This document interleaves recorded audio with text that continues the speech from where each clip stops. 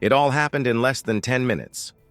One moment I was standing outside my property, calmly explaining why I wasn't subject to her ridiculous demands, and 5 minutes later I watched her face fall when I handed her the court order that shut her entire HOA scheme down permanently.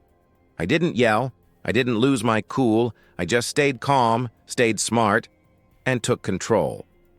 Let me back up. I moved onto my land 6 months ago. It's a small plot right outside the boundaries of the well-known Willow Creek subdivision, the one with the fancy HOA and the endless rules nobody likes. For me, it was perfect. Peace, privacy, and the freedom to build the cabin I always wanted. No noisy neighbors, no gatekeepers, no overreaching committees. At least that's what I thought.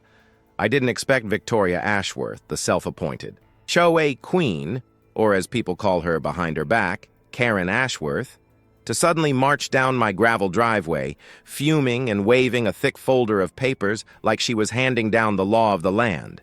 She claimed I was breaking HOA rules. For living outside the HOA, yeah, you read that right, her logic? Your property, while not technically inside Willow Creek's jurisdiction, directly affects the community's aesthetic standards, and therefore you must abide by our rules. She actually said that. That morning, she stormed up to me, wearing a perfectly ironed blazer, sunglasses perched on her nose, lips tight with determination. Her posture screamed entitlement. "Mr. Brennan, you're in violation," she said, voice clipped but loud enough to carry over the quiet morning. I raised an eyebrow.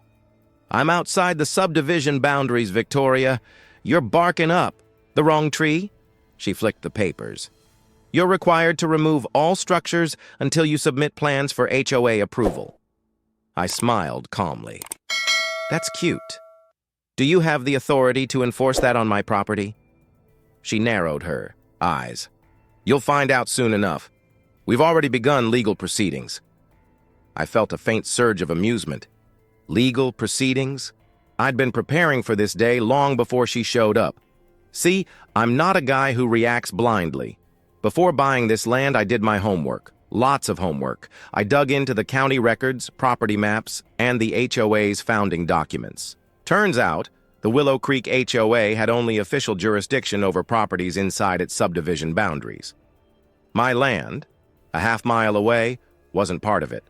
More importantly, my late uncle, a shrewd businessman, had quietly acquired several parcels of land surrounding Willow Creek through a holding company years ago. That included my property. He'd set it up to protect us from overreach like this. When I inherited the land, I inherited that protection too. I had a copy of the deed, the holding company's charter, and an official letter from the county confirming my property was outside HOA authority. I also had a lawyer on speed dial. Victoria had clearly underestimated me. She thought I was some guy who would cave in to HOA pressure. Instead, I took detailed photos and videos the day she arrived, recording every word she said. I knew people like her loved to twist facts when no one was watching. I contacted the county zoning office and had them send an inspector to verify the boundary lines. Within hours, I had their official statement. My property was not part of Willow Creek subdivision. But I didn't stop there. I researched the HOA's bylaws and found a critical loophole. Their power only extended to homeowners who signed their declaration of covenants. Guess what? I had never signed anything, so technically their rules didn't apply to me at all.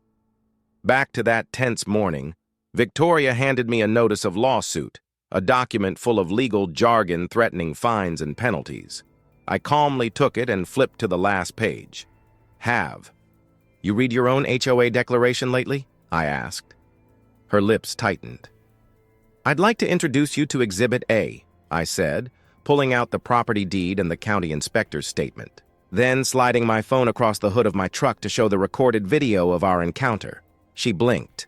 "Your lawsuit is invalid because it's based on jurisdiction you do not legally possess," I continued. "I've already filed a counterclaim for harassment and abuse of HOA authority, and here's a temporary restraining order from the county court preventing your HOA from enforcing any rules on my property." I could see the color drain from her face. 5 minutes ago, you threatened me with fines. Now you're under court order not to contact me or interfere with my property. Victoria's carefully crafted image of control was shattered. Victoria left quietly, no dramatic exit. She knew the fight was over. But this wasn't just about me. After my counterclaim, the county launched a review into the HOA's governance. They found multiple violations of homeowners' rights, including attempts to extend their authority illegally